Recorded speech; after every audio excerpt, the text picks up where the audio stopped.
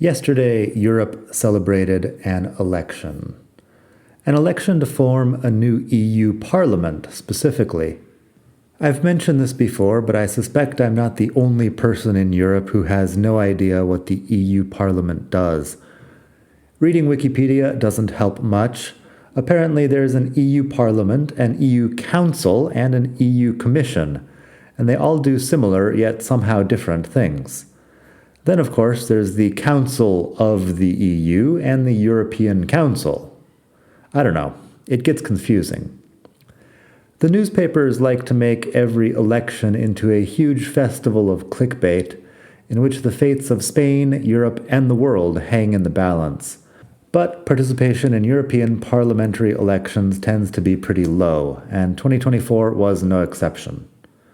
This time, the right won, sort of. But the way these things go, almost any party can declare victory with any percentage of the vote. As of today, it looks like the biggest loser is Emmanuel Macron in France, who called for an early election after Marine Le Pen's far-right party won with 31%, beating Macron's Renaissance Party comfortably. There are long lists of parties in these elections, apparently, so 31% is a resounding victory, and I also have no idea how I'm supposed to pronounce Le Pen. I've been pronouncing it Le Pen in my head for about the last 12 years, which is how long she's been appearing from time to time in the news. More about all of the many political parties in Europe later. In any case, I wonder how much people are legitimately supposed to care about yet another layer of bureaucracy that often has no obvious effect on their lives. When the Brexit referendum went down back in 2016, it became apparent that a lot of people didn't really know what the EU does. Do they know now? I don't. Not really. Except for the ease of travel and the fact that citizens, not me, but citizens, can live in any EU country they want, it's not really obvious, although I guess it's also possible that I'm just an ignorant American who doesn't understand the nuances. But let's talk about something else for a minute. Is prostitution still legal in Spain? Hey everybody, it's Daniel. Welcome back to another episode of Spain to Go, the best podcast in the entire multiverse for all things Spain. This is episode 77, and not one, but two flats on my floor here in Barcelona are undergoing significant remodeling today. So if you hear some drilling noises in the background, I apologize. I'll try to work around those so you won't hear them at all, but you might hear a slight metallic whine from time to time in the background. It's the drill, it's the remodeling. So, yesterday there was an EU election, and I thought today I would give a political update about things here in Spain. The next topic, like I said, prostitution. Here in Spain, we recently had an update in the national prostitution debate.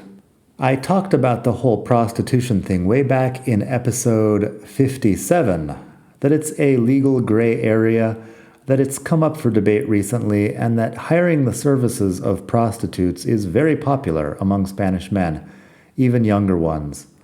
And I also see the stats for my website, expatmadrid.com, and I see that it's a rather popular topic on Google search as well. In any case, the Socialist Party had promised to regulate and/or abolish prostitution as part of their electoral program. They are, after all, running the most feminist government in Spanish history. And I guess some people had high hopes.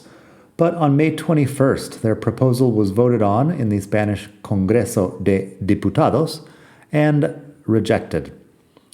The Partido Popular voted against it, as did Sumar, the far-left party who usually vote on the same side as the socialists, and some of the regional parties also said no. Vox and Podemos both abstained. In other words, only the socialists voted for the law, which doesn't work if you have a coalition government. So I guess a law against prostitution isn't happening. The legal gray area remains, which is to say that prostitution is more or less legal, or at least not officially illegal. So, why did this law fail? Well, the proposed law would have left the prostitutes themselves alone. Instead, it would have fined customers of the prostitution industry and would have made it illegal to rent out rooms for the purposes of prostitution. My understanding is that many of the bordellos out there on the highways are run more or less like hostels, with the girls renting rooms from the owners to do presumably whatever they want inside. Anyway, everyone except the PSOE voted against the proposed law, presumably for a variety of reasons. Some say it was far too ambiguous. The law mentioned actos de naturaleza sexual in exchange for money, which could mean almost anything. Would they be arresting guys for getting lap dances? Imprisoning OnlyFans subscribers? It really wasn't clear from the text. Also, if an old Spanish granny wants to rent out a flat to someone who decides, of their own volition, to prostitute themselves, can Granny then be prosecuted as a pimp? It sure sounded like it, according to what I read. After all the controversy around the Solo Si es Si law that redefined sexual assault a few years ago, nobody wants another controversy from an ambiguously worded law, except apparently the PSOE. Let's go back to the European parliamentary election for a moment, though. Like I said, the right won yesterday, and anytime a right-leaning party has a good day, the media goes into a panic and creates tons of content about the rise of the far right. Here in Spain, incidentally, the right-wingers at Vox seem to have had their rise and fall already. They didn't do very well in the last national election. I haven't heard much from them at all recently. Spain seems to be firmly in the hands of the left. That's the regular left. The far lefties out at Podemos have been splitting up their parties and descending into irrelevance for several years now. This time, Vox got about 10% of the vote here in Spain. Hardly a huge gain.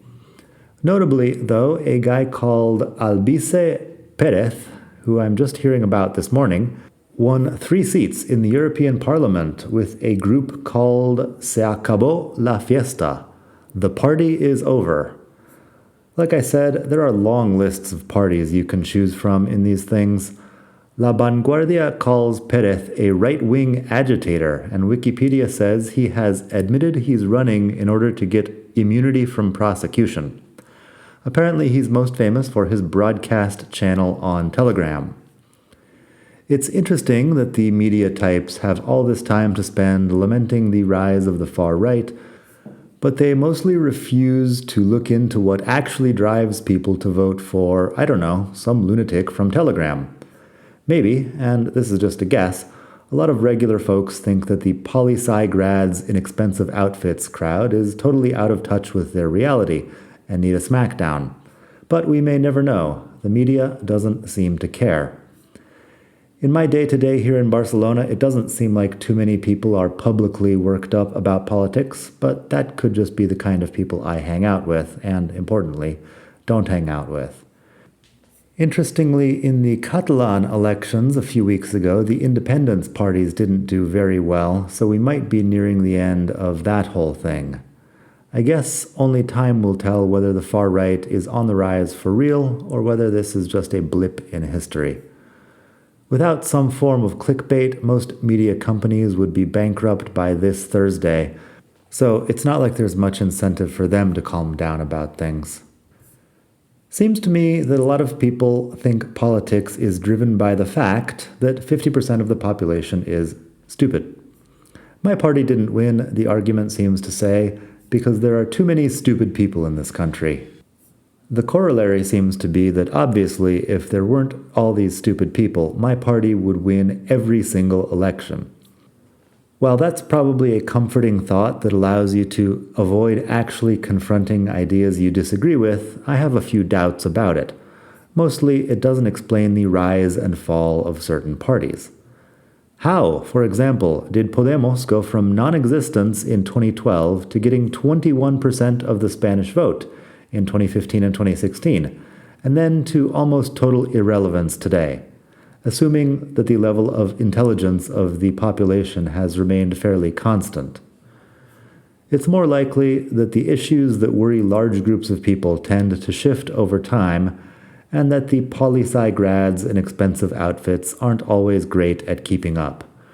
Which leaves an opening for some random person with a reality TV show or a large Telegram channel to speak to people's actual concerns. I guess we'll be hearing more about the French election in the next few weeks.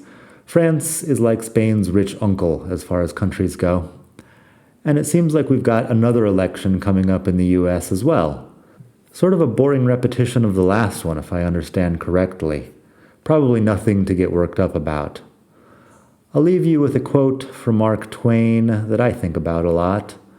Whenever you find yourself on the side of the majority, it is time to pause and reflect. That's about all I've got for today. I hope you have a good day out there, wherever you are. While we're here, I will admit that the European Union is also responsible for the single European currency, the euro. When I say I have no idea what they do, I am exaggerating slightly. I have some idea what they do. I think I just suspect that most of what they do involves regulating people to death and making life more difficult rather than easier. But I could be wrong about that too. If you're an expert in EU politics and you want to explain this to me, just go to expatmadrid.com and send me a message.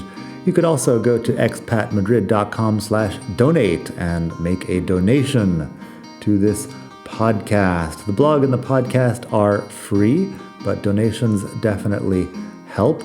Episode 77. I've spent a lot of time on this thing over the last few years, so I hope you enjoy listening. The donation could be €3, it could be €300, whatever you're comfortable with. That is expatmadrid.com/donate. You can attach a question or a comment to your donation as well. And I'm going to quit while I'm ahead here. They're sawing and drilling after every sentence here, and I have to pause and re-record what I'm saying. So I hope you've enjoyed this episode of the podcast. Please like and subscribe. Give me a star rating on Spotify or Apple Podcasts. And that's it for today. Thanks for listening. Hasta la próxima. Bye.